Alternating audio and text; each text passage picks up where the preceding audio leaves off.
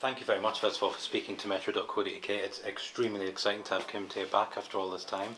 The character that got me into soap. So, Oh, really? Very much so. And then Karen Bett as well, massive fan Yeah. of Bad Girls.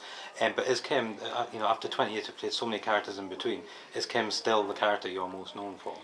I would say without a shadow of a doubt, I'm best known as playing Kim.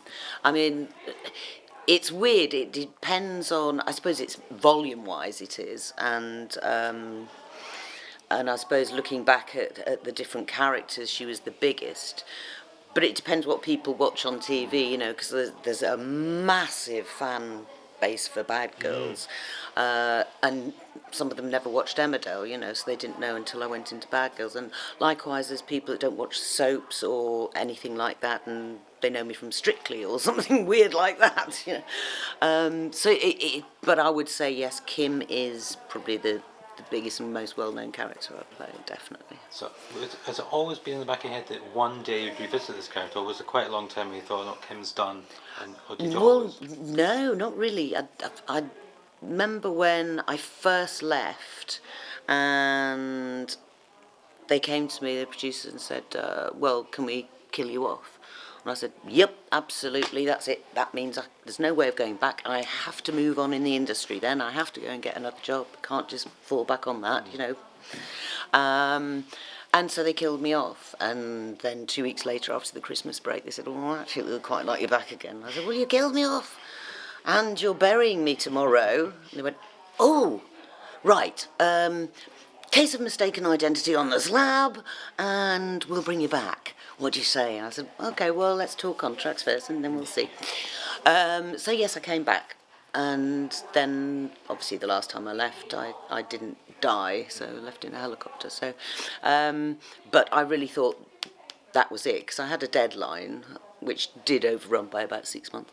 But that was it, and I was determined. No, I really want to move on now. I really want to. And also, I went straight into Bad Girls, so I was lucky. It was straight in to a decent series. So so that was it. No, there was no intention of coming back, but it's been mentioned half a dozen times in the last 20 years, probably. What's the most bonkers story they've pitched to you to bring Kim back over the years? There hasn't really been bonkers stories. It's all very similar to this, but it was never right. I was always either doing something, I thought, no, it's fine, I'm doing a film, I'm doing this, and it'd just be going back for the sake of going back. So when it came to this point, and there was already Joe Tate in there, and there was a Tate actually in Home Farm, it made more sense because it was just, I could slot back in, and it didn't matter because it was another character to a lot of youngsters who weren't even born when I was first in it. So for all those 20-year-olds out there, Kim Tate was, quite a big character, and so it was a nice transition into it, as opposed to just coming in randomly as some mad woman.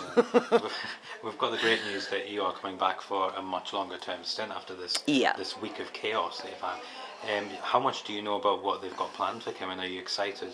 She's obviously going to come back with a bang, I imagine. I have no idea what's planned. I mean, it's quite a long way ahead. I mean, it's not that far off, but it's long enough for me not to know, and we don't really until we get the script. So, but I will be having a chat, obviously, with producers and things, and we'll get to know more. But I won't be able to tell you, I'm afraid. And are you excited to get your teeth stuck into it? I am. I'm loving it, and it's just this few weeks that I was here filming this 1 week special was just such good fun. And I know everyone always says, oh, it's like a family, but it really is here, and it doesn't matter what age you are, everyone gets on. It isn't cliquey, it isn't kind of social media driven, it's not all competitive, it's just everyone's chilled out, and we still have time for a laugh, and I guess it just kind of feels more like home.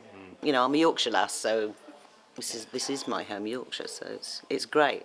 I've really enjoyed it. Yeah, and the dynamic between yourself and Andrew Scarborough, it's incredible, because Graham is a unique character. Yeah. Right? And Kim's obviously an Emmerdale. Yeah, completely the other end. Yeah, They're kind of the opposite end of the scale, yeah, the two of them. It's going to be explosive, isn't it? So you Yeah. look forward to getting to really peeling back the layers of that. Yeah, and particularly, you know, with backstories about Graham and Kim's relationship, how far back it goes, which is obviously quite a long way, and all the things they've done together and their plans for the future and things, because and it's great working with Andy because he's just, I mean, not only is he professional and brilliant, he's just funny. He's just nothing like his character in real life, you know.